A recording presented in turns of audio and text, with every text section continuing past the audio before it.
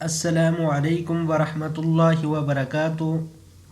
روحانی میڈیا کے پیارے معزز ناظرین، میں امید کرتا ہوں کہ آپ سب بہن بھائی خیر و عافیت کے ساتھ ہوں گے، اور میری دعا ہے کہ اللہ پاک آپ سب بہن بھائیوں کو خیر و عافیت کے ساتھ رکھے۔ معزز ناظرین، روحانی میڈیا چینل پر آپ کو زندگی سے متعلق قرآن و حدیث کی روشنی میں وظائف اور خوابوں کی تعبیر اور دیگر اسلامی و معلوماتی ویڈیوز موصول ہوتی رہیں گی۔ آپ سے گزارش ہے کہ ان ویڈیوز کو شیئر کر کے صدقہ جاریہ میں حصہ ڈالیں۔ نوٹ: ان وظائف کو پڑھنے کے لیے آپ کو اجازت لینے کی ضرورت نہ ہے، صرف نماز کی پابندی شرط ہے۔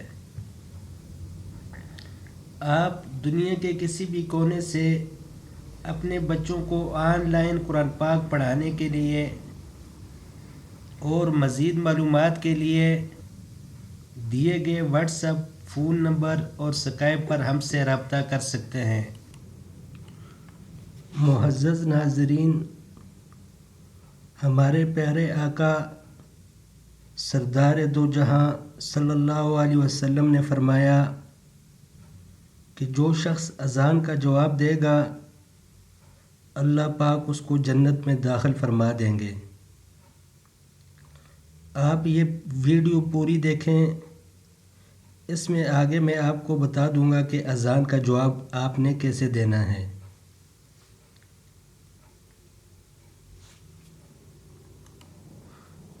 اور اس جواب دینے کی فضیلت کیا ہے، اور اذان کے بعد وہ کون سی دعا ہے کہ جس کے پڑھنے سے انسان پر حضور صلی اللہ علیہ وسلم کی شفاعت واجب ہو جاتی ہے۔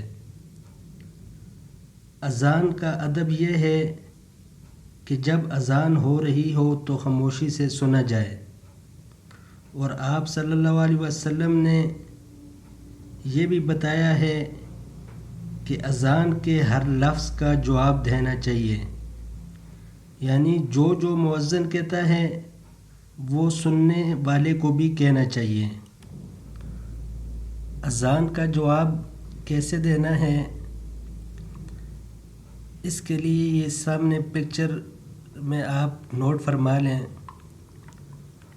جب مؤذن 2 دفعہ اللہ اکبر کہے تو جواب میں آپ نے بھی اللہ اکبر کہنا ہے۔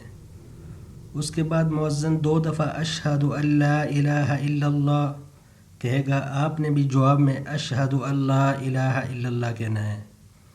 اس کے بعد مؤذن 2 دفعہ اشہد ان محمد رسول اللہ کہے گا، آپ نے بھی یہی لفظ 2 دفعہ دہرانے ہیں۔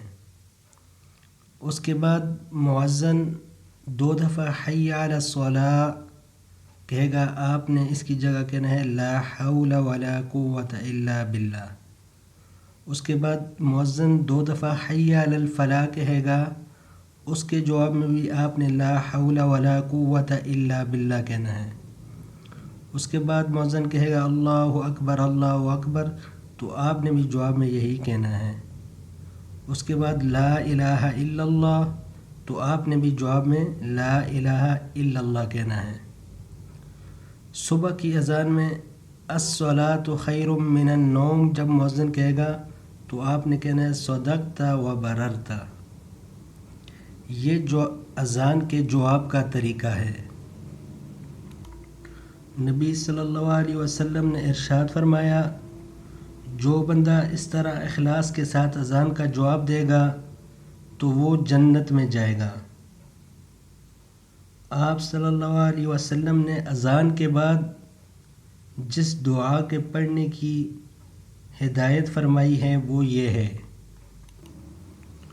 حضرت جابر رضی اللہ تعالی عنہ سے روایت ہے کہ حضرت صلی اللہ علیہ وسلم نے اذان کے بعد یہ دعا پڑھنے والے کو یہ بشارت دی ہے کہ قیامت کے دن اس کے لیے حضرت صلی اللہ علیہ وسلم کی شفاعت واجب ہو جائے گی۔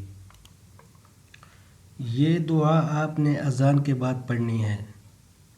اللهم رب هذه الدعوة التامة والصلاة القائمة آت محمدا